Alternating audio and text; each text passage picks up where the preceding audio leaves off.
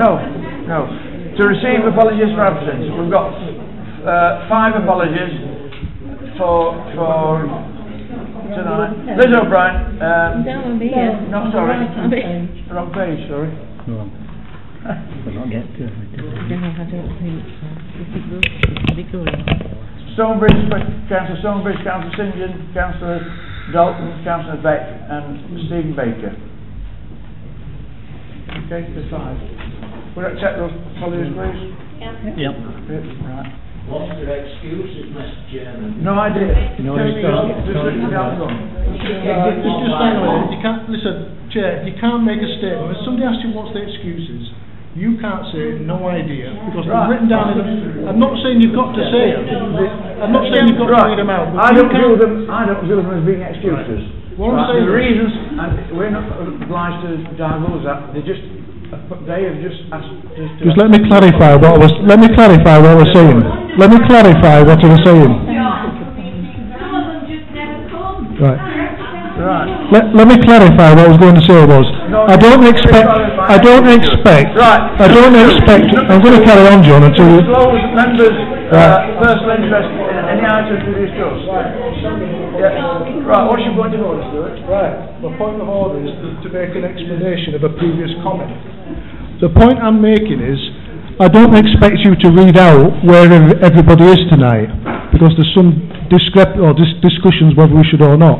The point I'm making is, a member of the public asked where they were, and you said you don't know. Well, you've just had the book in your hand, you've read the book, and the reasons for not being here tonight are in the book. I'm not bothered about reading it out. You cannot tell people you don't know when you've read the book. That's the point I'm making. I've read the book. They've just given their apologies. I don't have to say where they are. I don't know where they are. They're just giving excuses. As you call it, excuses. I think it's reasons. Just a minute. I just want to say that Councillor Dalton is actually ill. Can I? No, it doesn't actually. But Councillor Dalton is ill. Yeah, I know she is. Okay. She is. Yeah. If you were as ill, you wouldn't be sitting here tonight. 3, to identify the items for which the press and public may be excluded. To discuss. I've asked all that. Nobody's got any. Identify items which the press may be excluded. None at this stage. Did you ask for number 2? Yes, I did. But you're all too busy shouting. You never answered. Question number 4. To confirm the minutes of the meeting of the Parish Council meeting held on Monday the 2nd of February. There's only 2 pages. Page 1. Page 2. Right. Are these for the 2nd of February? 2nd of February. Right, these minutes. We've had some discussions, shall we say, over these minutes. It was quite clear, and I've gone back and I've looked at the film that was filmed here at the last meeting. On page 1, it says that we were going to discuss some issues and questions to be put to Councillor Dalton, and the councillors present agreed that this particular item would come back to this meeting. Now, it's been said that it didn't, but I've watched the film and it quite clearly says that the item that is not on here should have been brought back. Well, I looked at the film. Yeah, I looked at the film as well. And there was so much said about this, Clive brought it up twice or 3 times, that we must take, it was a long time, about, at the last meeting, about getting information from YLTA. You mentioned it at least 3 times at the last meeting, and the clerk said he would find out. And so it was said at the meeting, from as far as I'm concerned, that until we got that answer, it wouldn't do as much good. Let me quote what you said, John. Let me quote what you said, John. And if I might continue, I did look at the film, and the film was not what our official one, and there were quite a number of parts that there was over-speaking by some members of the public, which meant I couldn't hear what was being said all the time. Let me quote what you said, John. Or so I'll paraphrase what you said, but it's quite clear on the film. If you want to, I think it's at minute 15 to about 17. Yeah. And you turned to Clive, and you said, "Do you want this on the next meeting, Clive?" He said, "Yes." He says, "And do you want it up near the top?" And he said, "Yes." Yeah. It was after that the question was raised about going to Yelk.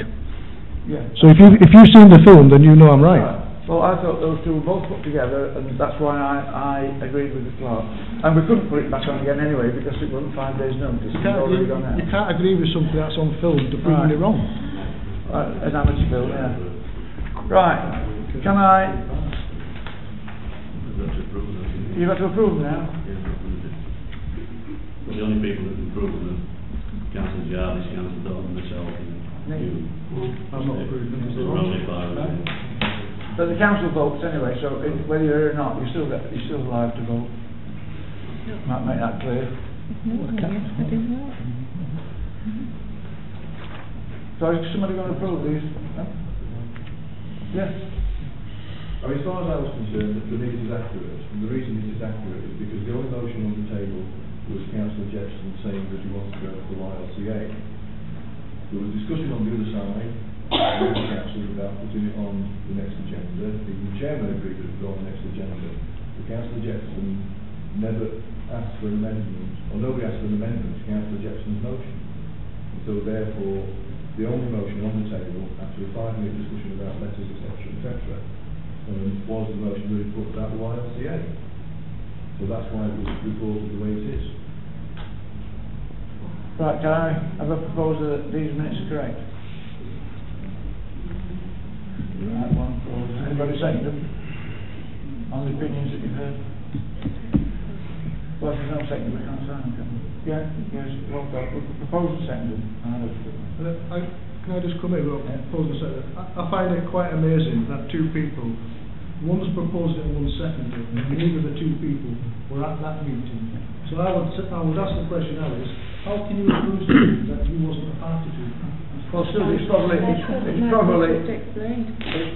here, so there's a conflict of interest between what we say and what Clark says. So how do you know it's true? I'm quite sure that the clerk has recounted it. I would expect the clerk, because of his official position, to recount what happened precisely. So you don't believe the three people that was here? I believe that the clerk is more used to recounting specific issues for minutes. Right, we're going to propose it in a second then. All those in favour of accepting... Can I have a recorded vote, please, Chair? You can have a recorded vote.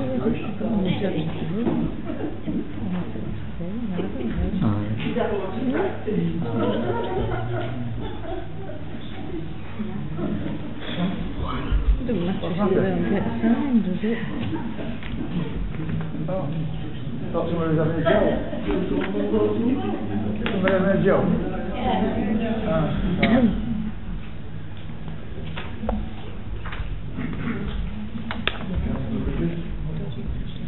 Yes. Councillor Brindley. Councillor Brindley. You vote, please. For, to accept them. Councillor Burton? For Councillor Crowther? Abstain. Councillor Ireland? Yes. Councillor Jarvis? Against? Councillor Jepson? Again. Councillor O'Brien? For. I'm against it, and I still say, how can people vote for something they didn't against? 5 to 3. Right, thank you. And not one of the five was here.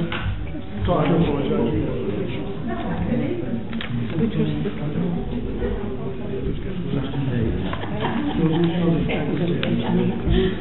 The only person who did right was you.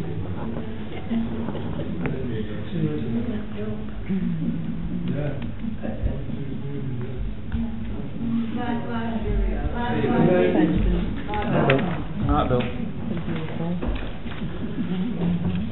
Right, to receive the minutes of the Finance Committee meeting on the 19th and the 4th. It's been approved tonight. Can we receive those, please? You've already passed them in the previous meeting.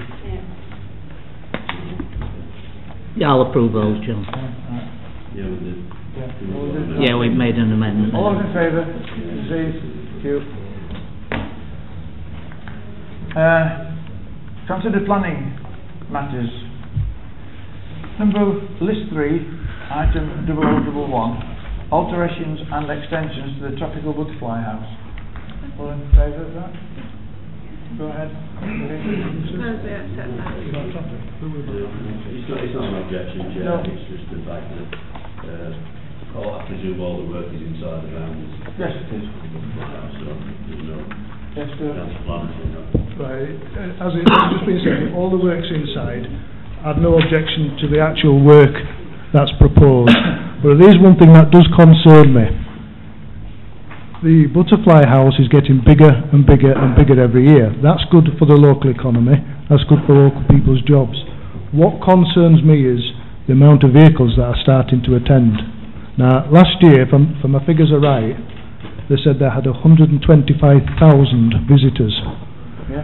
Now, if we just half that, that's 50, 60, 70,000, my maths is not brilliant, 70,000 car journeys.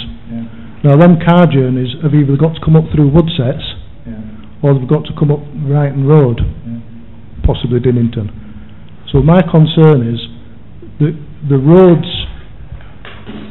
along Woodsets Road, it's not an ideal road for that amount of traffic, because that's a slightly different issue to the application. It's something I'm going to try and bring back to the council, because I think we should get on to the traffic people Yeah. to possibly do a survey in order to see if we can get some improvements to that road.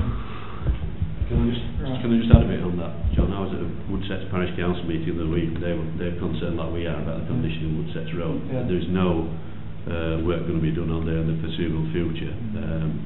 Might be 16, 17 if there's anything done. They're only going to look at doing it in parts rather than the whole.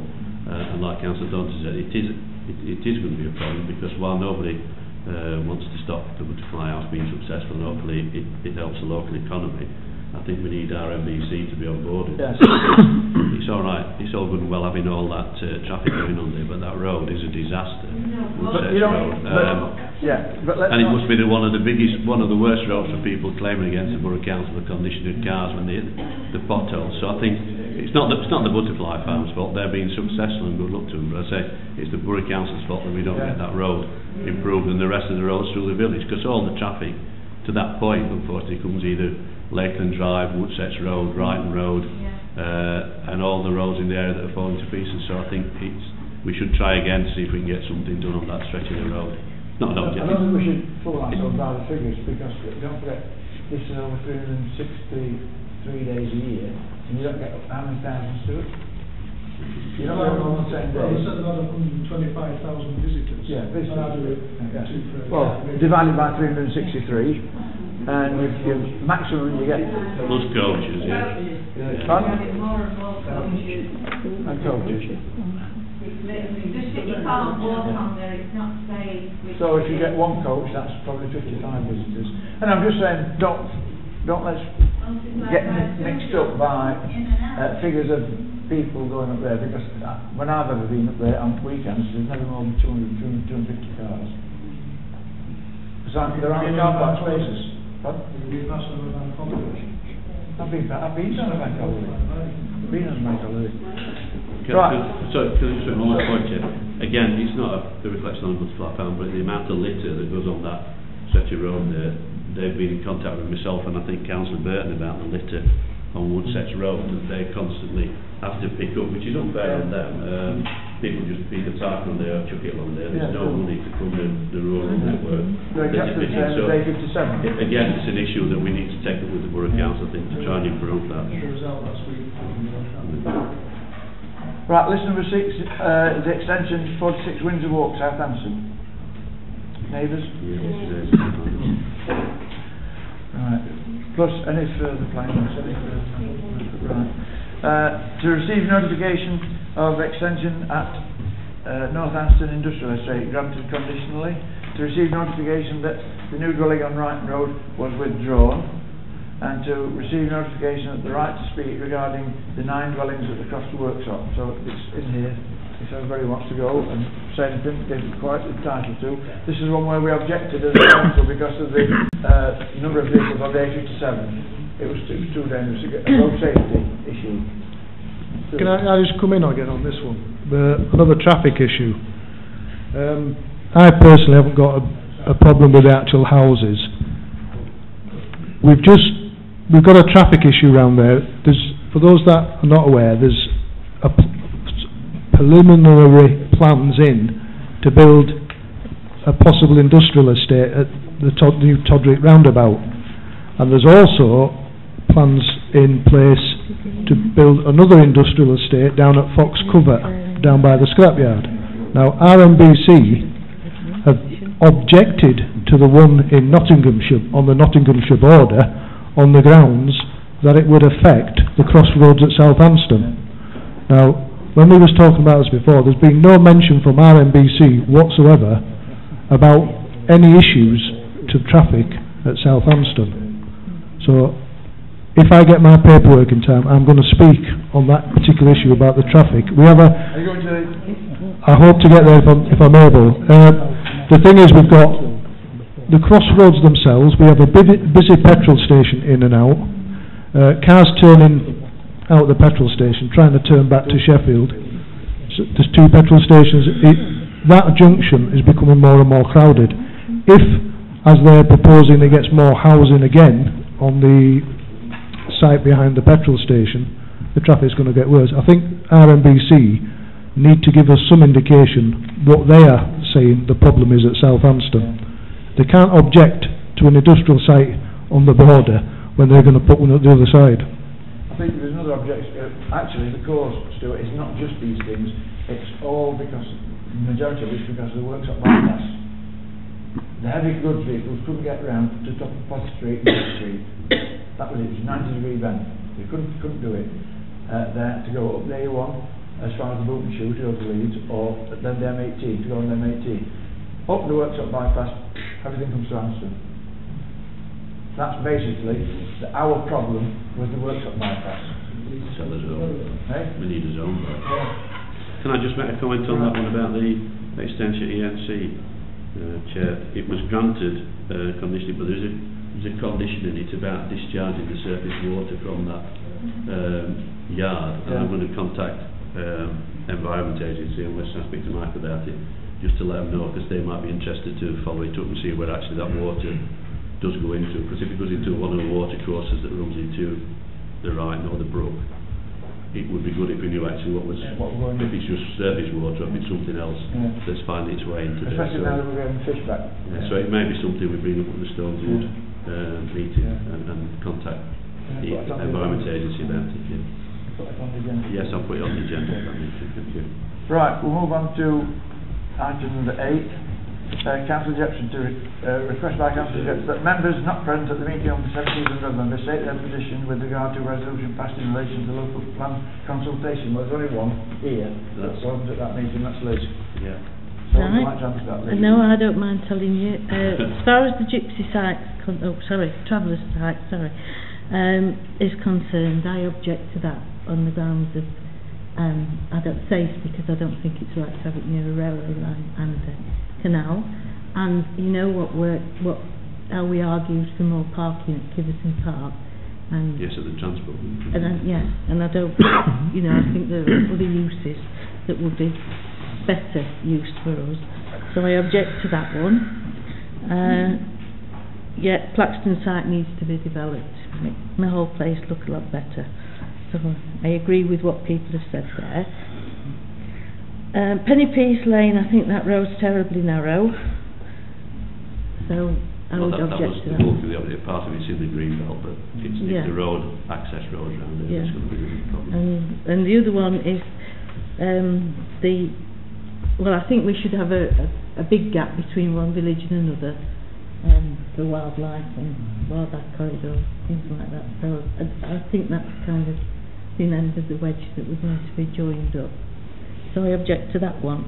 So is that it? Yeah, that's fine, thank you. And this is a personal thing, but as you approach Anston from the motorway, it's lovely, and you'd lose that, wouldn't you?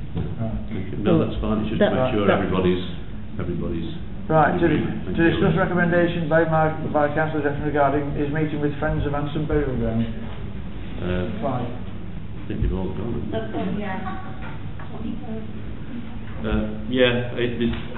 Mrs. Williams and Mr. Thompson have got. There are some items on there that I need to bring back to discuss with them. And I think one of the items was the notice board. I think we need to look at that as part of the overall we take it back then? Yeah, the notice boards we've got in the village, because they're dropping to pieces as well, so I think it's something that we need to look at as a whole rather than one like that. So I would like somebody to at the next meeting from either Mrs Williams or Mr Thompson, and we'll get around to that eventually. Right, to consider the statutory declarations of read number 8, the Green, ahead of drawing up a draft deed. I don't take any comments about that. Right, can I come in? You can.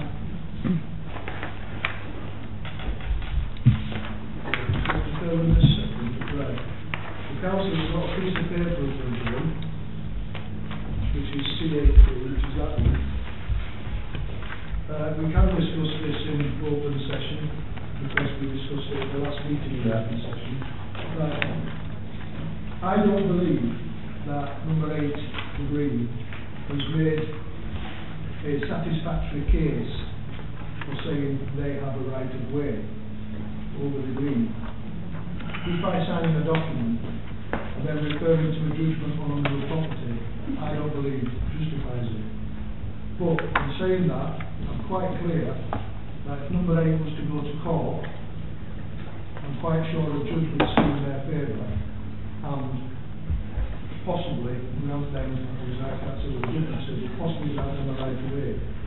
The problem we have is the parish council hasn't got, as far as I'm aware, a legal right to grant a right of way to anyone across the Green.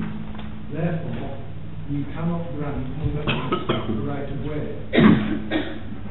I don't believe, as I said before, I don't believe that they have made a satisfactory case. There's never been, on record, there's never been no access to number 8, even from the previous owners. One solution I think we can do is we can't grant them a right of way, yet because they're continuing to go forwards and backwards across the Green, in effect they're committing to the legal act. So I would suggest what they have to do is possible, and I don't know if we can do this, this is what the reason I wrote this draft, or this letter as it were, to go back to the solicitors, to see if we can ask them by their solicitors to go to court to, I don't know how it works. The one thing I'm mindful of is the last time we went to court on this, it cost the council about £100,000. We've got to solve the problem, and the only way I can see we can solve the problem is they would have to go to court for a right of way, and I would argue that we shouldn't contest it, because we could then end up in a legal case. Yeah. I think the letter's quite explanatory, so all I'm asking is that the clerk possibly go back to the solicitors with what I've written and see what comes back. It may be the case we can't do nothing like I've suggested. Can I take your comments? You want to send it? Well, I'll propose I'm quite happy for the clerk to contact the solicitors, not necessarily this with what was used to be case. But I think, to quote another council a long time ago, we're in a kind of stick, because we can't grant a right of way. Just because they say they've got a right of way, I don't believe it proves in the law. Therefore, we're storing a problem for another 10 years. It's up to them to they have to prove they have a right of way, and I think the only way they can do that is by going to court. If they take the council to court and we contest that, it'll cost thousands. But if we don't contest it, the judge will, I think that the judge may be able to make a judgment there and then. And what I want to do is I want to see if we can run it past the solicitors to make sure doing it that way is not going to cost us anything. I don't see what. Put me right if I'm wrong. This is a statutory declaration by him, not by us. No, the declarations are by the people who live at number 8. Right, so what's it got to do with us, really? Right, what the people at number 8 are saying, by signing a declaration, they're saying they have a right of way, and they've had a right of way for a number of years. What I'm saying is that just because they've signed a declaration doesn't prove they have a right of way in law. I mean, I could sign a piece of paper and say I've got right of way. It doesn't prove I've got the right of way. Well, we're stuck because we can't grant the right of way. So somehow the problem has got to be solved. And the only way I can think of solving it is they would have to go to a judge. Can't we just say, you're making this declaration, go ahead with it? Right. We're not thumping, are we? No, but what we're doing in effect again, this is where we become stuck. Because if we just accept the status quo, we accept their declaration, we accept the status quo and allow them to pass and repass, what we're doing is we're allowing them to commit an act, I don't know if it's criminal or civil act, because they're passing and repassing illegally. They have to prove, and again, I'm not an expert on this, I'm just saying my thoughts are, they have to prove they've got a right to way, and I think the only way they can do that is in court. So why is it on? If this is not going to do any effect, not going to have any effect, we don't have to sign anything. No, right. We don't have to sign this at all. This is a declaration by this number 8. Yeah, but they haven't solved the problem. No, but we're not committing ourselves to anything. No, but what we're doing is we're allowing number 8 to pass and repass, possibly illegally. And if we're guardians of the green, we can't do that. I'm not saying they can't have the right way, because, like I said, I think anybody would give them the right way to call, because the access over the years. But I'm trying to tie up how we do it legally. We haven't got the power to grant them anything. And just by putting a statement on doesn't change the law. No, this is why I think that we should say nothing and let them get on with it. Well, you can't, because if you don't say nothing, that means we can't grant them a right to way. Don't say nothing, it means they're passing and repassing illegally. But that's not our business. Yeah, Well, it is, because we're guardians of the green, and we have the right to protect the green. So, in effect, we can't do it as a council. That's what I'm saying, we're stuck, because we can't do one thing, we can't do another. Joe? I mean, I don't know where we would be legally with this either, but is there anything about the law of precedence that comes into this? Well, can I answer that? It's quite possible, because there was a judgment made for number 10. We make one for I've number 8. declared a personal interest in this actually, because obviously I know the person is number 10. But it's quite possible, I'm certain the judge goes to court and say number 10 is being done at number 10, number 8 can have it. But the problem is, we can't grant that. Only No, the we judge can't. comes down No. there the right of way. So I'll make a proposal. Yes. Right, I propose that we send this letter to our solicitors to have a look at, plus any comments that Michael wants to put, or anything that Michael might think is useful, and see what comes back. Anybody second that? All those in favour? Yeah. I think if we don't go that route, we're going to end up having a massive problem with the future. As you said. Right, that's that one, Pastor. Councillor Jarvis, to discuss CSE and Rotherham Council. What do you want to say? The people, a lot of them it concerns aren't here today. Yeah.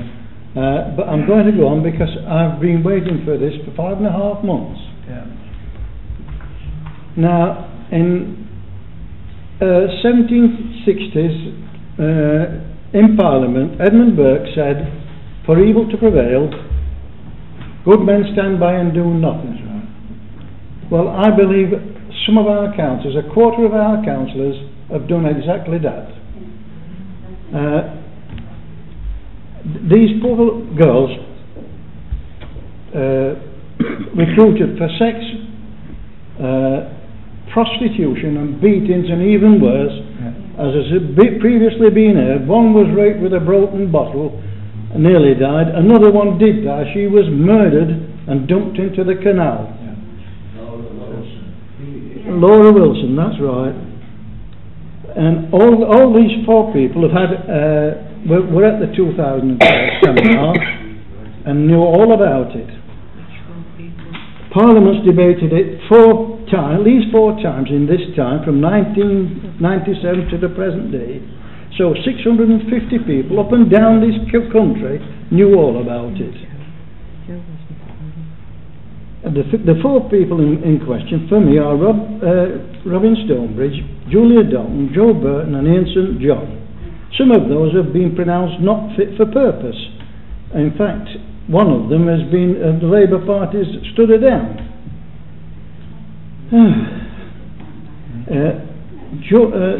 Judy Dalton was a senior advisor to Paul Lakin. Stood down, she's resigned. Sorry? She's resigned. She's not been stood. Just a moment. she's a governor at a school now, and is, I believe, setting up a business with regard to profiting on this in this situation. Jo Burton was deputy to Sean Wright.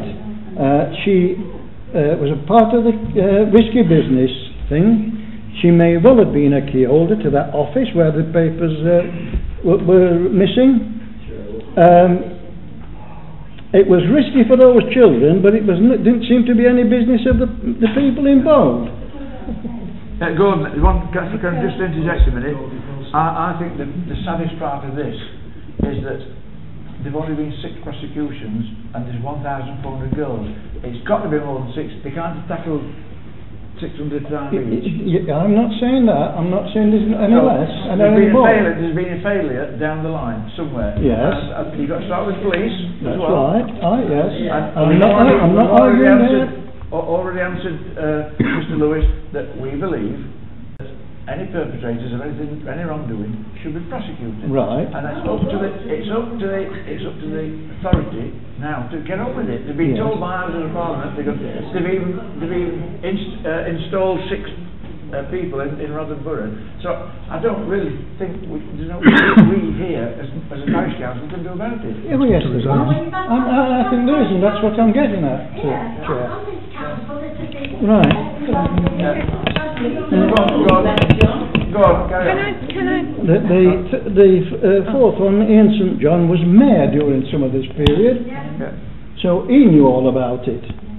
Now. So go on. Are you putting forward a motion? Yes, I am. I'm putting forward a motion. I propose that these 4 councillors and another one that's been told unfit for purpose, and that Councillor Beck, that they should review their position on this council. Is there a second for that? I'll second that. You seconded for that? Right, you. I'm quite interested in this. We've got a proposal and a seconder, so the motion's on in front of the House now. Okay. We've got 3 minutes. Okay, I'm quite interested in this because I noticed that you have named some councillors, including myself, but you haven't named Councillor Jepson. No. Is that because Councillor Beck and Councillor Dalton and Councillor Jepson were all in office after 2010? Okay, so I think that's quite significant. Well, the significance of it is that the 4 that I've mentioned had positions able to do something about it in that council, in the Rotherham Council. There were a variety of people who were in positions, if you like. But if I can go back to the seminar that people talk about, as I said before, I actually wasn't at that seminar, but I know lots of councillors who were of all. Come on, folks. Come on, be fair. You're supposed to listen. Yeah, and is that all councillors? Joe, can you continue? Thank you. Thank you.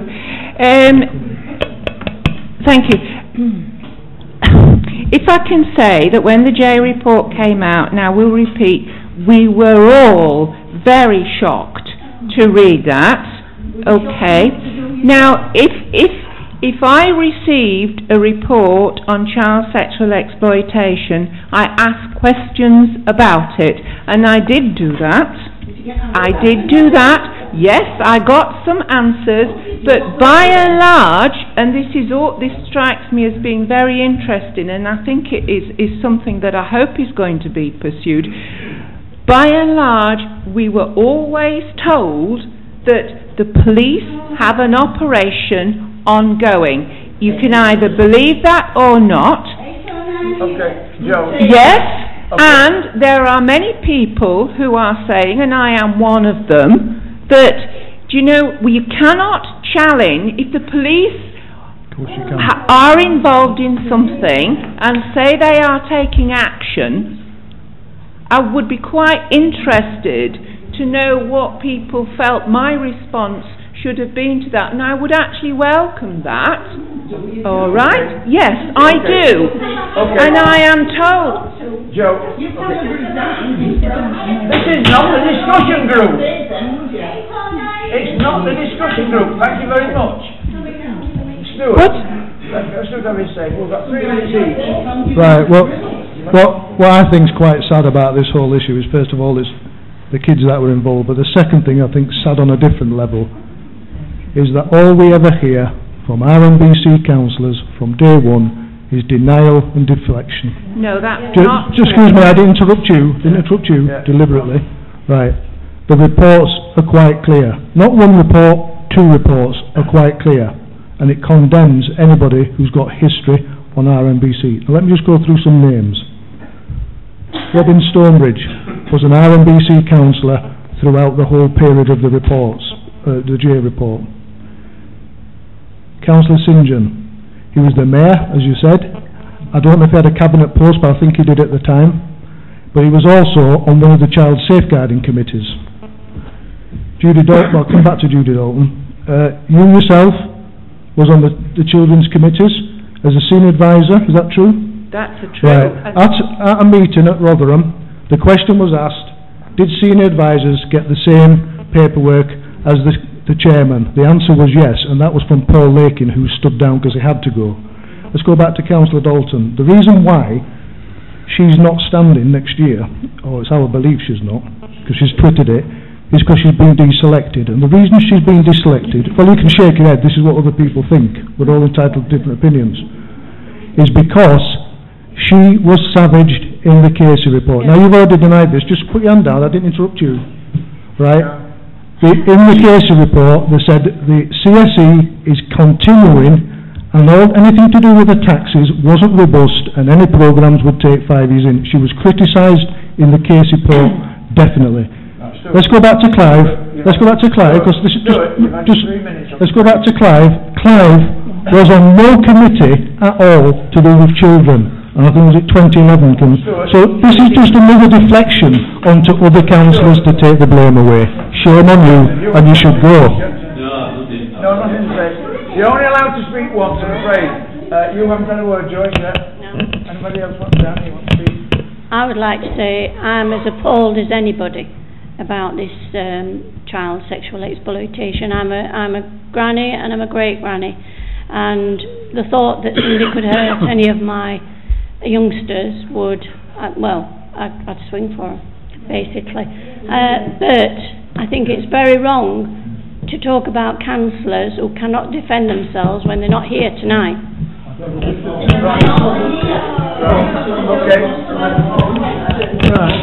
John, I'm sorry, I'm going to say this because the Casey report describes Paul Lakin, who was the newly elected leader in September, as dedicated, committed and decent. I have to say that. She did.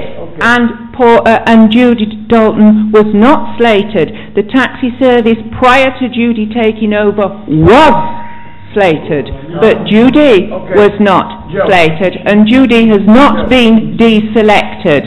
Okay? By the way, I want my 2 minutes. Right, now, yes. I think it's a sad reflection on the whole shebang of them when they're not pursuing the ones that did the bloody fiddling with the kids. It's a disgrace that there's there must be dozens of people walking around who are just guilty. This went on for 12 years. More. 16 years. And you don't mean to tell me that only 6 could be found guilty. There's been more kiddies fiddled with in Rotherham than a little, and they're the people that want to bring it to the book as an emergent, urgent thing. And I would expect the police to start getting their act together and getting these people and putting them in front of the magistrate and getting them sent down. Right? Can you shut up your? Go on. Yes. Go Okay. on. You've got your last summing up, please. I've forgotten what I was going to say. Well, I'm well, sorry. you know, I've forgotten what I was going to say. I've proposed that you we, proposed as a it, so we'll council... take a vote on it. Yes. Read the motion again. This council... Stonebridge, All right. Bolton, St John, Burton and Beck should review their position on this council. That was the motion. That's the motion. That's Can I the recorded vote, please, Chair? Yes. Right. Councillor Bridges. Again. Councillor Brindley. Councillor Burton. Again. Councillor Crowther. Abstain. Councillor Dole. Councillor Ireland. I'm to abstain. Councillor Jarvis. False. Councillor Jackson. Abstain. Councillor O'Brien. Again. Councillor... Look, this is not something serious, this is not something to laugh about. Have a bit of dignity. I was a foster carer at that time. I was a foster carer at that time. I was doing my best I had argue with the a lot of support. Well, you know, I've broken my That's right.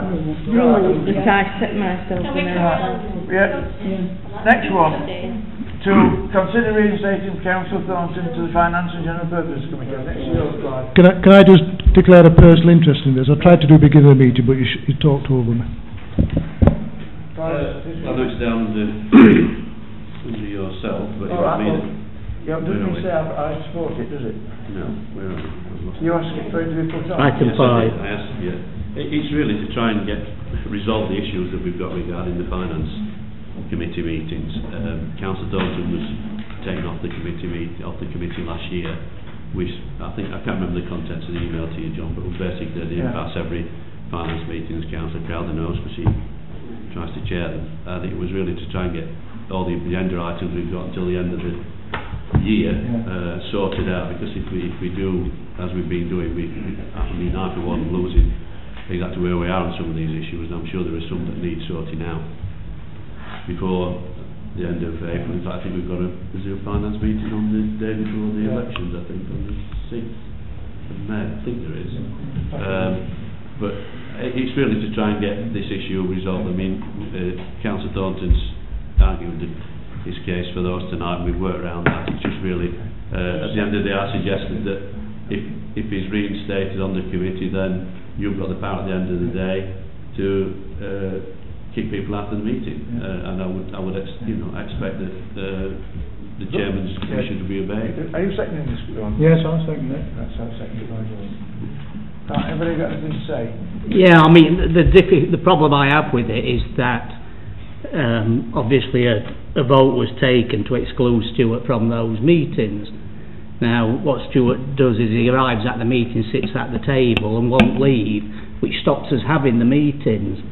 And this is not really a democratic way of solving the situation, because if you don't agree with the decision... You agree with that to suspend it. So, you know, that's my view on it. It's not really the right way forward, because it's somebody that can just dictate to us and stop us having the meetings. And I don't think that's the answer to it. All right, that's my view. I mean, I'd welcome anybody else making a suggestion, because that's what happened in the NIT. Has anybody else any suggestions? Because nobody seems to be working at it really, and if we go back to not stop trying to resolve it, the only people who can solve it are the ones that voted. My difficulty is, Clive, I agree, because what's going to happen is what will happen is, if we don't vote Stuart back on, then he'll come and he'll stop us having the meeting, so we're not going to get anywhere. And it's a total no-win situation, because, you know, to actually vote and say yes, come back on, when a democratic vote was taken and he was excluded, is not... We've taken a democratic vote. Can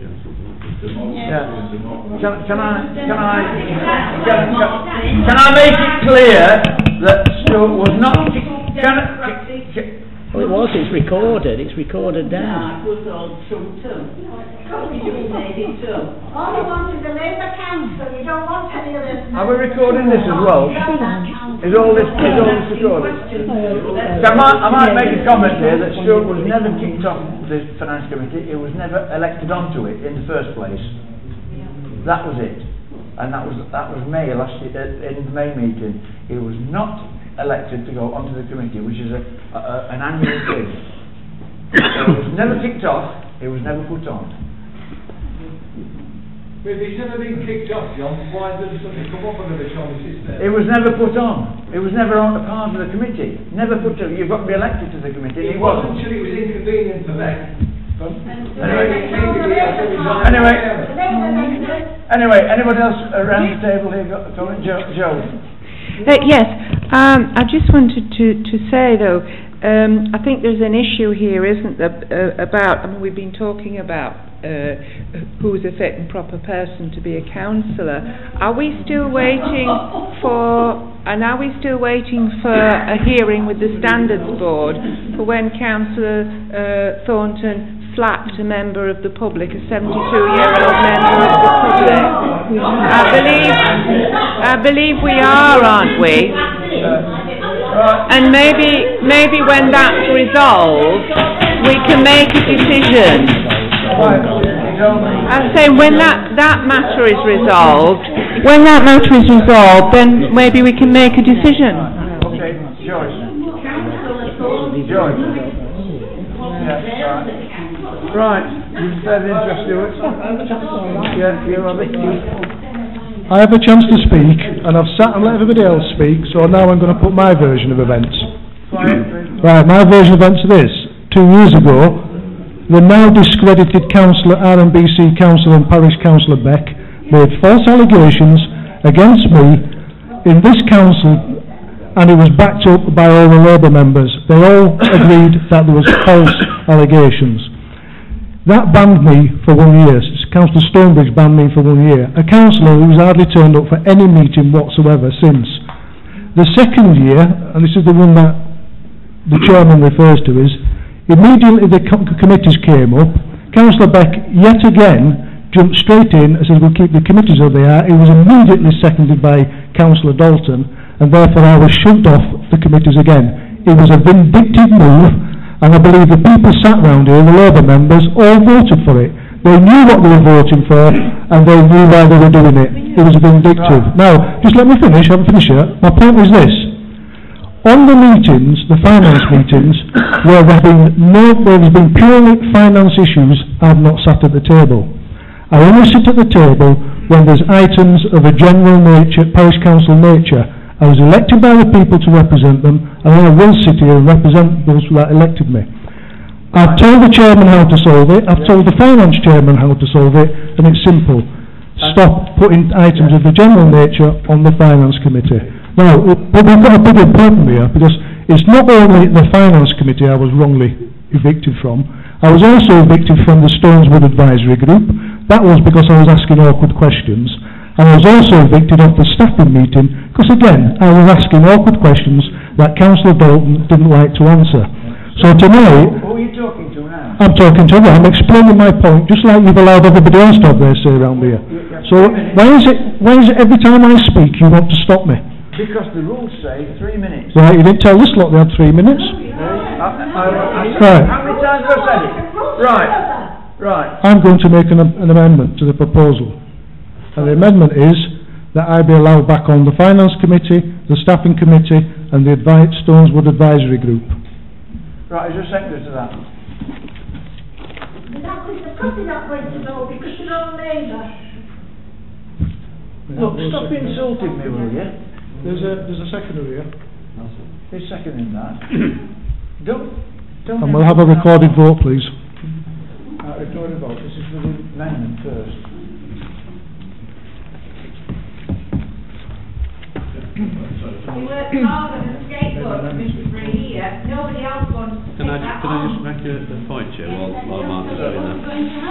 I think we've got to try and do something and look at an option. If this one's not going to get through, then we've got to do something, because otherwise we've got 3 more finance meetings, which could snowball. We're not going to get anywhere. So I say I've put this on the table purely to try and get people talking about all the other options. We don't seem to have any, so I don't know where we go from there. I'm just trying to. The only other possible option, Clive, is to try and move items off the agenda.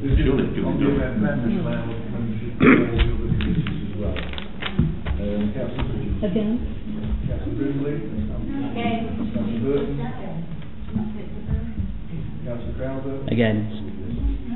Councillor Jarvis. For. Councillor Jepson. Councillor O'Brien. Against. Councillor Thornton. I'm for it, obviously. Councillor Ireland. I'm abstaining. There's 3 for and 5 against. So that negates the amendment failed. So now we revert back to the original one, which is just to putting back on the finance and general purpose. I will have another recorded vote, please, Chair. Recorded as well.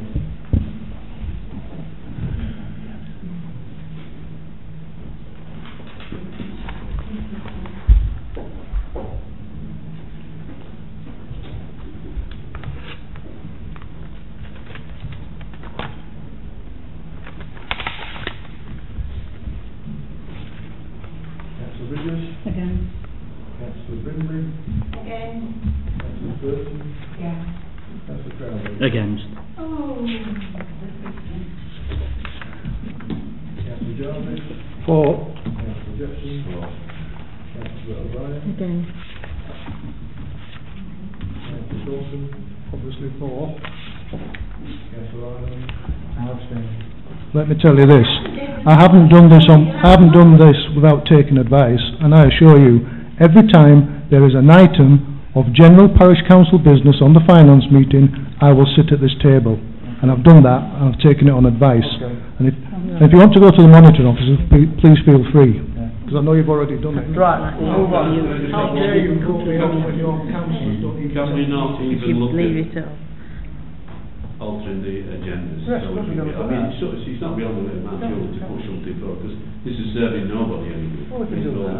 We can look at People in the that. parish, so we've got to look at that as a serious option, not just dismiss it. Not doing because no good, but... it's been these agendas aren't, well, you know my views on how they've been It's not altered. doing the village any good, and the people who could have changed that issue tonight, all of them have been vindictive and not done it, and all of them are Labour Party members or Labour Party supporters. And it's as simple as that. Right,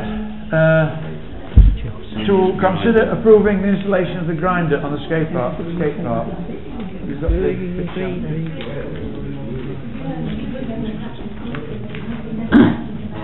John, can I propose we approve that? Yeah. Can I just, before we go to the vote, can I just ask, because I've no objections at all, why is it on the council meeting when it's a charity issue? We look after the skate park equipment. No, we don't. No.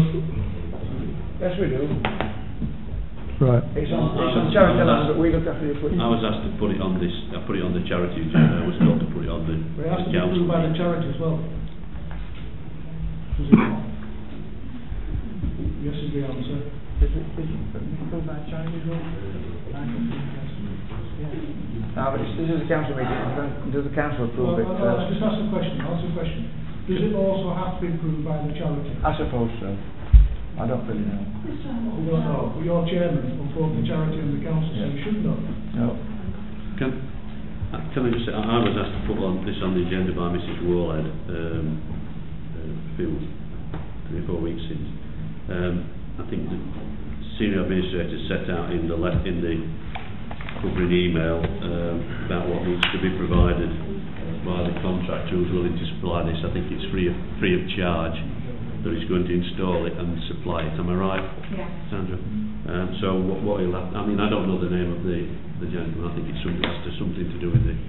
Does he have something to do with the skate park committee? He does, Yeah, he does, yeah. So it's really a question of getting his name and asking him to supply the proper information so it can be approved by either Michael or Siobhan or whoever does the risk assessments. Just check them and then really take it from there as far as I'm concerned. I don't know whether anybody else has got any comments to make on the... Well, if we're going to approve it, there's no reason why we can't ask the charity to approve it as well. There's no reason at all, though. Right. We can put it on the agenda, easy. Right, can I make a proposal? I've already made Oh, one. sorry, I didn't know there was a proposal. That we get on with it Right. and do it. Can And Joyce seconded it. Right, can I make an addition rather than an amendment? And that we in addition to accepting it, that we also, how to word it, we also ask the person to provide us, in this letter it says, would have to provide us with a copy of their public liability insurance risk assessment for the job, and a method statement. Can we agree that as well? Well, that was that. Yeah, they'd have to do that as a matter. Documentation, insurance and things. Right, number 9, authorise evening document design. Are we Right, all those in favour of that, please.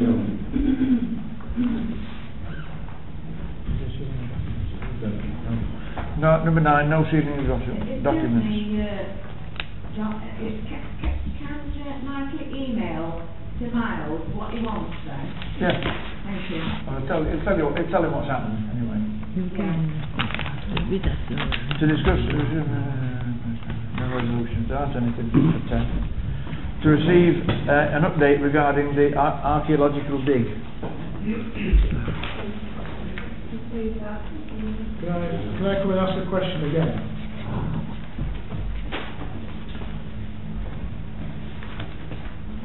Yeah, go on, go on. Start with that.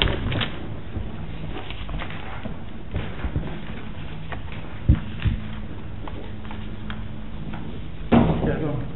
The question of, well, first of all, I'm not against an archaeological dig, as I said last time. I quite enjoy that type of thing, and I intend, if they do it, and when they do it, to go down and have a look.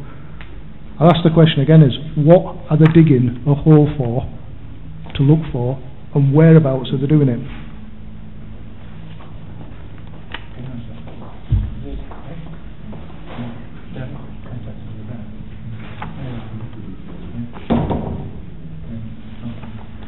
We've got the details that they've not been made public. Right, so if you've got the details and not being made public, well, this is the problem. We have the Stoneswood Advisory Group that reports back to nobody and doesn't allow members of the public in. In effect, it's a secret meeting. If we've got, this is the second time I've asked the question, what are they digging for and where are they digging? And twice I haven't got an answer. And now you tell me you've got paperwork. So why is that paperwork not going around councillors? Do you want us to have 400 or 500 people tramping over this possible site? Because that's what will happen.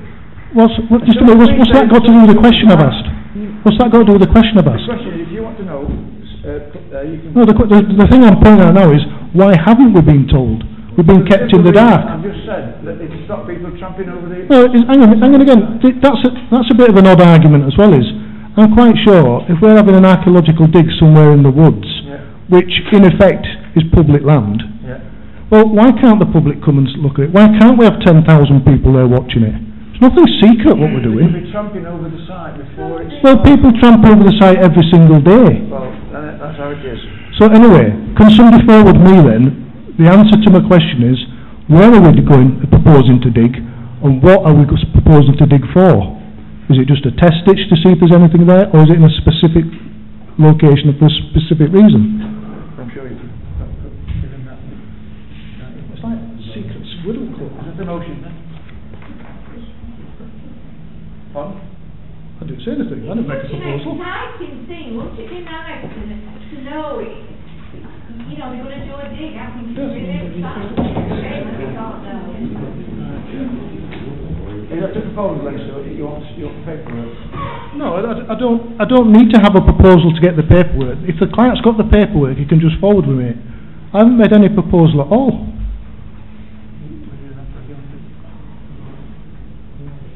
But is it not just to receive an update? Okay.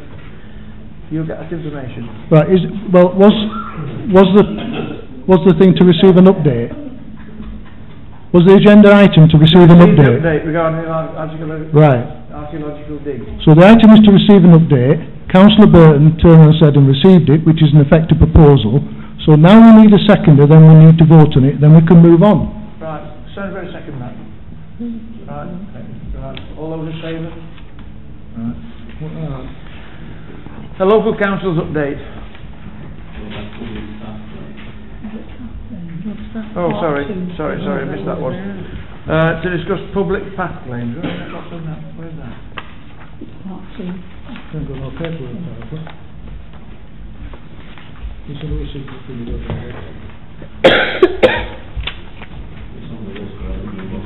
Shoved in the pipe. if it's in the pack, which page is it, please? See?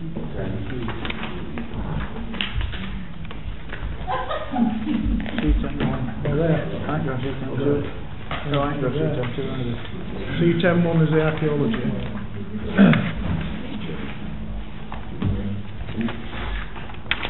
Can we have a couple of minutes? We'll just have a quick read.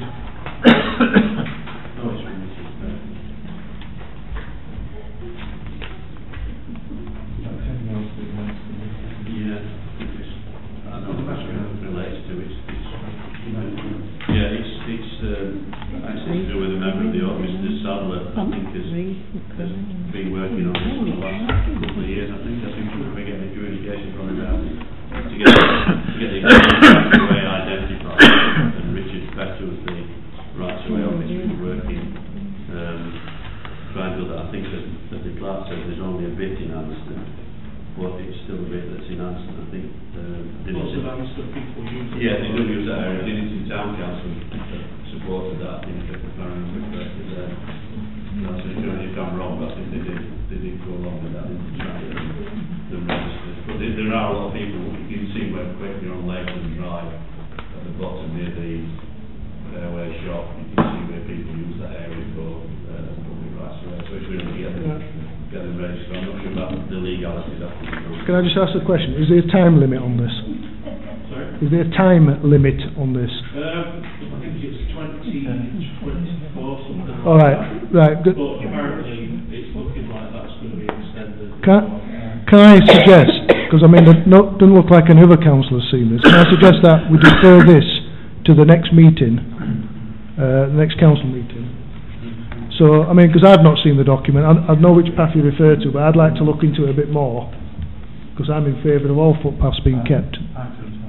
So, could I suggest that we move it on to the next meeting so we can discuss it properly? All I'd say is, well, if anyone wants to have a quick walk and look at the paths in person, if they give me a shout, I'm more than happy to go with them. Somebody's wanting in here, speaking in an answer meeting. Right. Number 11. I asked him a question, which we're allowed to do. Nothing under 11. Could you just sorry, John, before I go on, could you forward that to us, Michael? Yeah, that's right.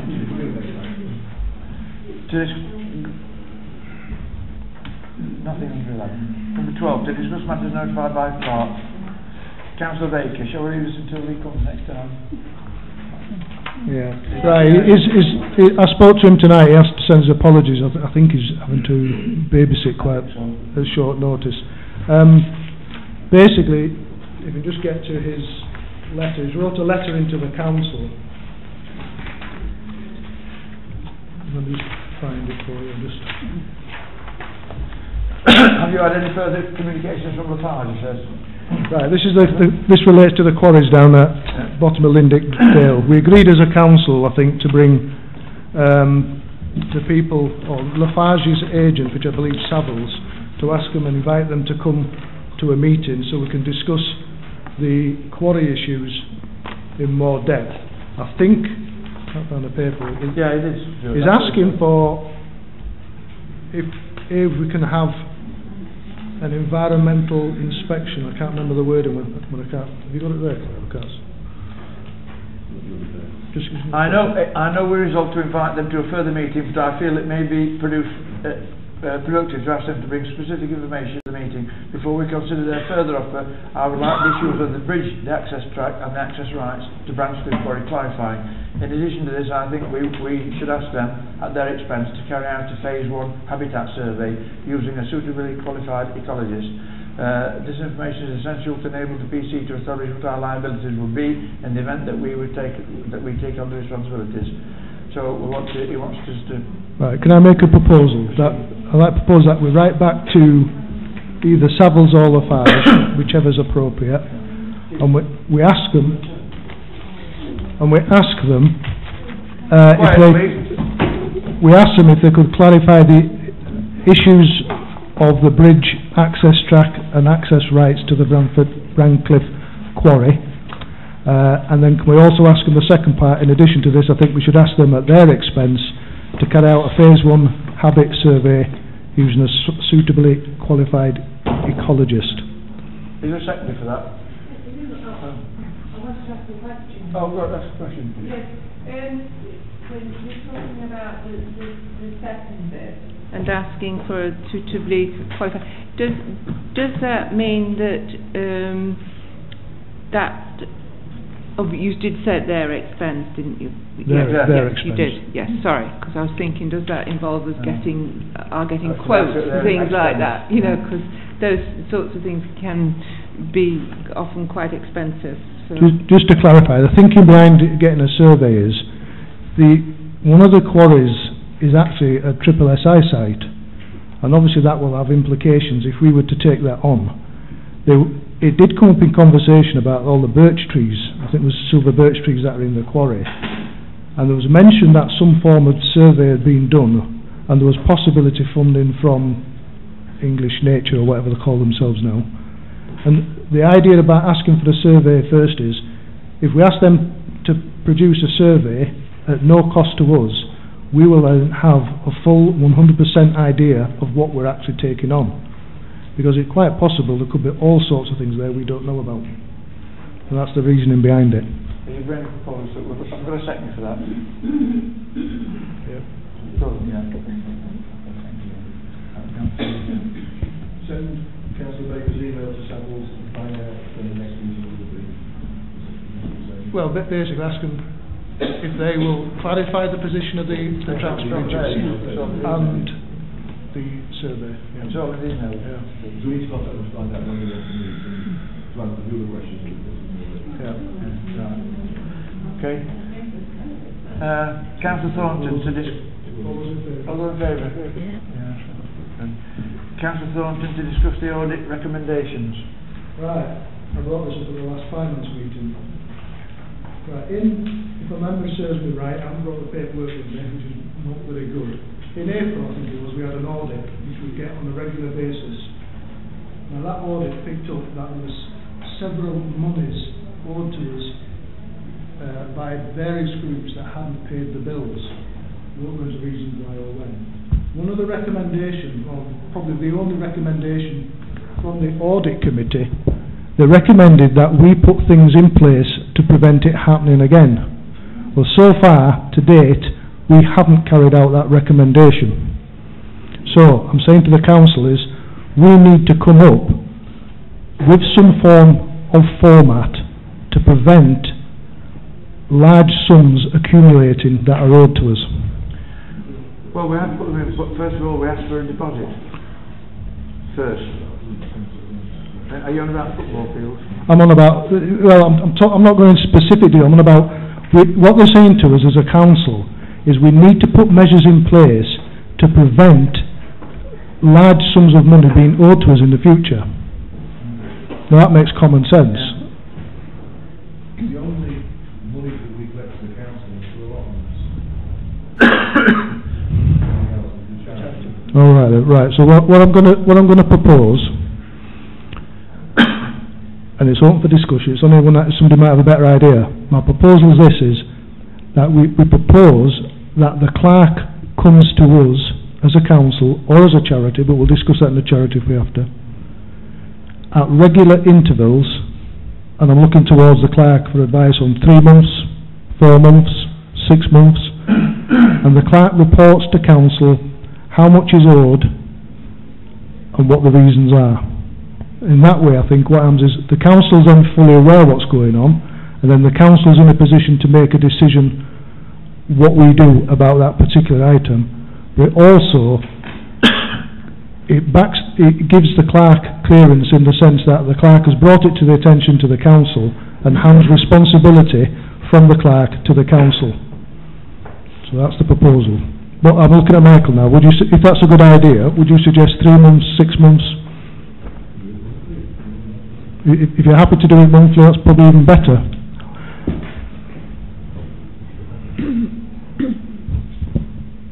Can I just read out the room? Can I just bring me up to date with what's been said? Because I've got an item on, I don't know which finance meeting it was, how many months in, about forming an audit committee. because I went to a South Yorkshire branch meeting of the YLCA in November, and what they did suggest there was about having an audit committee set up in councils for various reasons, but one of them was to go through the sort of systems that were in place, and also I think, and this is no aspersions on anybody, there have been quite a few instances of fraud. I think it was a national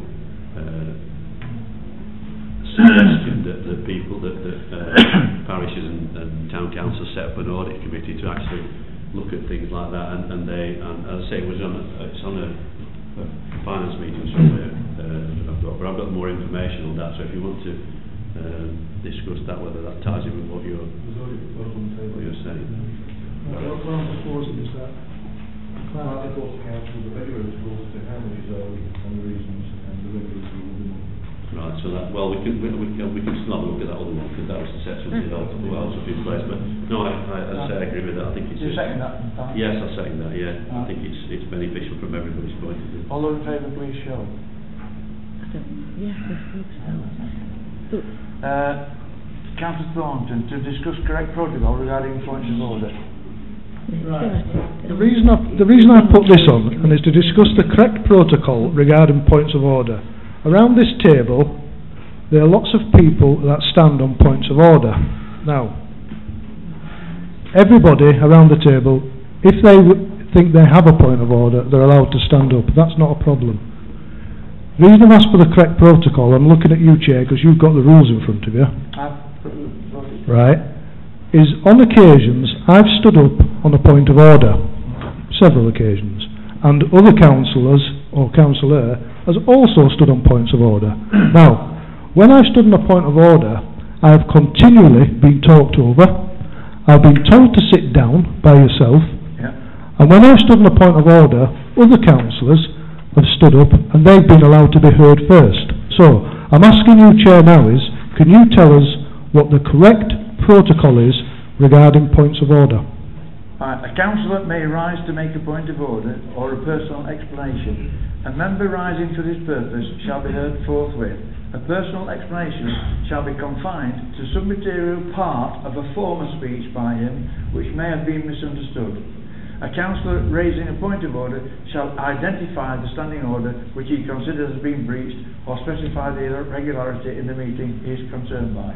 Right. So what that rule says then is, if a member, any member, stands on a point of order, they have to be heard forthwith. Can you tell me what your interpretation is of that? Well, first of all... I'm not trying to catch you out, I just want to know what your interpretation is. My interpretation of it is this, that when you stand and you say a point of order, I then say to you, what is your point of order? And I expect you to give me the rule that's been breached. Right. Well, the way I interpret it is when a member stands, he should be heard forthwith. Yes, that's right. Well, what that means is when a member stands, and it's anybody, is when a member stands, everybody else has to be quiet. That's right. That's not been happening in the past. So what I'm saying is, I'm not going to go into massive discussion. We know what we're talking about. You've just read the rules out. So what I would like to see in future, please, Chair, is that rule is applied correctly. Okay. Well, if somebody stands up, if two people stand up, the first one who acknowledges what the rule is that's been broken, it will be the one that's heard first. But you can't say a point of order, I don't agree with him. That's not a point of order. Exactly. You've got to say point of order is breached item number 39 or item number 46. I totally agree with what you just said. But the point I'm making is, on several occasions, and I'm not going to start getting into this, he did, I did, that did. On several occasions, I stand on a point of order. Other members have stood up without saying it's a point of order, just to turn around and shout me down. And they've been allowed to speak, and that's incorrect. So now we've got it sussed, it shouldn't be a problem in the future. Okay, sure. Have you got a proposal? I have no proposal. We just apply the rules. Well, there's no need. I don't think there's a need for proposal. I think we're agreed that the rules should be in future done correctly. Councillor Thornton, to discuss grant applications for the Lichgate. Right, Lichgate at Southampton. Yeah. I can't remember how long ago it was, because it's that long ago. It must be coming up to 18 months, 2 years. We had a survey done of the Lichgate because it was the condition was deteriorating, And that survey was quite an intensive survey, and it showed that we needed lots of work doing to the Lich Gate. This is just the Lich Gate, not outside it, but that needs looking at as well. I started the process 18 months ago, deliberately, in order to try and get the repairs to the Lich Gate done before last year's Remembrance Service. What's happened to the grant? There was a grant application supposed to be put in, and it's just seemed to have gone dead, gone by the wayside, and we don't seem to have done anything all at once. So can we have an update on what's happening with the grant?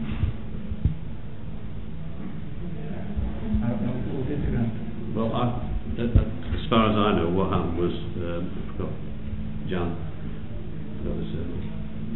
Jan Reader, that worked for us before, the new senior administrator, was pursuing this, but unfortunately she left. Would it be last year? Yeah, wasn't it? And Mrs. Morley is still intending to get around to looking at this. I've said to her, when she gets everything sorted out, because everybody knows Marion's finished, she's trying to sort a lot of other work out, that we start and have a look at this again. And the idea is that we get either other groups that are interested, such as St James's Church and other organisations in the village, to try and get this grant put forward. We've got the survey, we've got the prices, or costs should I say, they need updating, but we need to get this application into the War Memorials Trust to get money from them. It's there till 2018, when the World War I celebration, well not celebration, that's the wrong word, commemorations finish, and money is available until then. So we need to get a meeting with the Darcy's an architect that did the costings and the survey, and get an application to War Memorial Trust. I really don't think there should be a problem getting some money. It's a question whether we can get the entire amount that we need. So it's something that we've got to try and kick-start again, because it's sat for quite a long time. And so we've had a change of staff, which has not helped. And I think Mrs. Reader had quite a lot of information on it that's on her file, and it just wants to get underway. So if anybody, as I say, is interested in trying to get that started again, I'd be pleased to hear from them. Okay. Can I just say that I started this, and it was before I got took off the committees, because I was going to follow it through, and it was put on a financial committee all the time, so I couldn't speak on it. But to Clive's due, every time it did come up, he's banged on about this month after month. Can I ask, what is the problem with putting a grant in to try and get funding? There has to be a problem with it, because it's taking so long. But how long does it take to fill a form in? It doesn't take 2 years to fill a form in. Granted, there's lots of things that probably take priority over it, but we would expect after 2 years we should have had something on paper by now. Yeah, unfortunately we lost 2 staff, and one of the staff, most of the stuff that she did is retained in the brain. But when staff go, staff take over. If staff go, there's other staff there to take over the projects that they were doing. The staff that went to it didn't record things, and it's kept in the brain. Therefore, it's starting. So again, you're telling me something new now. This is because the staffing committee minutes don't come in front of us. It's like secret service. Right? Can I ask through the chair that we ask the clerk to see if we can start progressing this again? Yeah. I mean, it is quite a big project. We're not guaranteed to get the grant money. We may have to go elsewhere. But ideally, this project needs to be finished by 2018. Because if we can get the repairs to the Lich Gate done properly, we can then probably have some form of ceremony again to commemorate the end of the war. Yeah. When we started that, the idea was it was to be rededicated again by the Bishop of Sheffield or whatever if we got it done, and it would be a proper celebration for the village at the end of the day. Councillor O'Brien. Have we ever considered asking the public to subscribe to this? Because I think the public have answered. That's how the money was raised in the first place. Yeah, we had it, me and Clive, and I think the clerk and Councillor Bridges were there that day. We had some discussion. We could ask the public, we could probably get them involved, and we may well have to do something along them lines if we put in for the grant. But it's if I remember rightly, the figure was bordering for like £28,000. So it's a massive amount of some money to raise. I'm not sure, but I think the original public subscription by members of the public, I think they put money in, and you're talking now the 1920s when there was no money about, they put money in as a village, but I think the vast majority of the money came from Miss Wright from Anston Hall. It's an idea we can look at. Granny rides, same from granny rides. It's an idea we can look at, but it's, So we'll look at that. we just need to kickstart it, really. Well, Start it. Well, Clive, might just contribute. Yeah, I mean, I don't mind, as I say, So we're, speaking to Siobhan and trying to get something. so shall we do that? And then what about is discuss cleaning of Lichgate nameplates? Can I, are we finished with that item? Can I? Yeah, because Yeah. now we'll move on to... Can I, well, I just say, can I make a suggestion? It's 9:25. I've got two items that I'm quite happy to defer, and I don't know about Councillor Thornton with the nameplates and Councillor Stonebridge, seeing as Councillor Stonebridge is not here. But I would like to try and get Mr Pearson's question in, because it ties in with Councillor Thornton's last question about Ratford Meadows, and if we don't extend the meeting we won't get that in. Public will lose the question.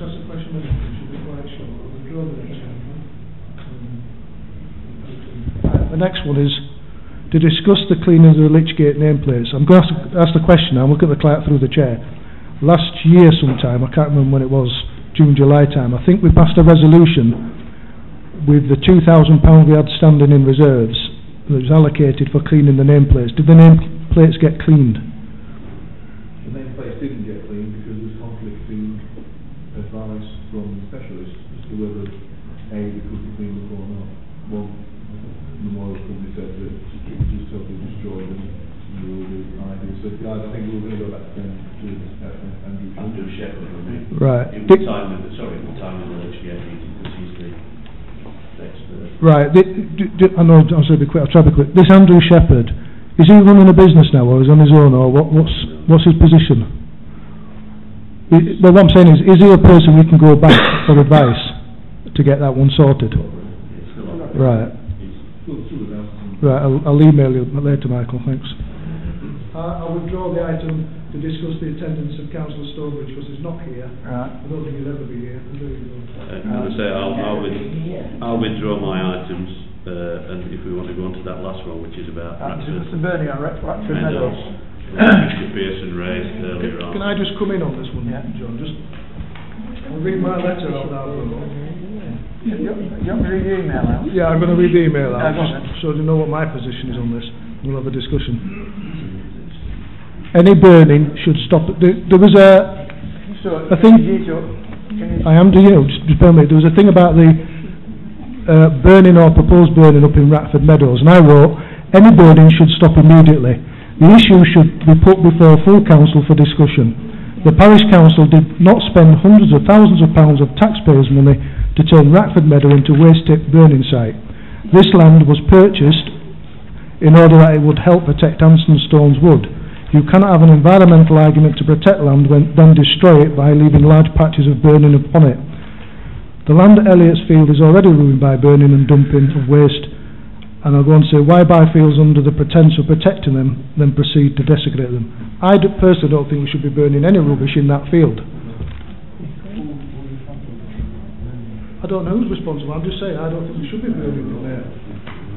The staff were working under my advice that they should go up there and put materials that were screwed elsewhere and burn it up there. As we received this email, no burning is actually taking place. We put that on hold, but the stuff that was screwed and taken up there is actually still up there. Not wanting to encroach on whether we should be doing it from a moral perspective or not. From a legal perspective, we do have an agricultural exemption licence which allows us to take material, transfer material, and so long as it's not compostable, stored for more than 12 months, it's not a waste site, and all the things that Mr Pearson has mentioned do not come into effect. So therefore, from a legal point of view, there is no problem. I checked with the Environment Agency and they're fine, and it's fine, and we are registered, but the question, morally, whether we should burn it there is obviously a discussion. Right, going to come out of that, right. As I stated, I don't think we should be burning in Ratford Meadows. However, I am appreciative of the fact that we have waste material and we have to dispose of it somehow. Again, I was the one that complained about the burning down by the allotments. So maybe that's now caused a problem where we have items that need burning, and we've nowhere to burn them. It's something as a council we're going to have to think. And again, I'm looking again at the clerk just for proof. If we take that off site to a contractor, we will have to pay for that. Yes, I mean, at the moment, the problem is that we, as a parish council, can't take the materials apart farming because of the current ongoing situation between Park Farm and Williams and Southampton. So that's been a stop or a no-no for many years. The only other alternative is to pay a contractor to take it off-site and dump it on their behalf wherever they choose to dump it. Would it be possible to possibly look at getting some form of quotes for that? Just as we'll bring it back to a later date if council wants to discuss it, how we dispose of certain types of waste materials. If we have an idea how much it's going to cost to contract it out, then we can have informed discussion.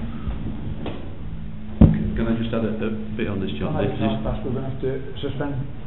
Well, can I just think, I made a suggestion at a staffing committee meeting last week that we maybe look at, there's an area on the allotment site at Northampton which is obviously in our ownership that I think the allotment holders are wanting to put a building on or something like a shed in or something like that, but it's quite a large area.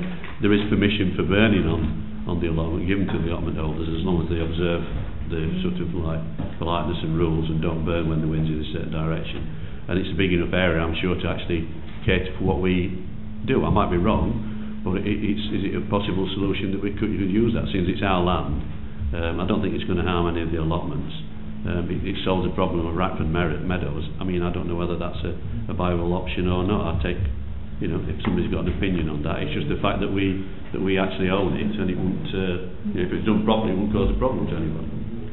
I think it's appalling that it's happening up at Rackford Meadows. That's not happened yet. No, but it was going to. Right, can I have a proposal to continue suspend standing orders for 10 minutes? Or no? Have any proposal?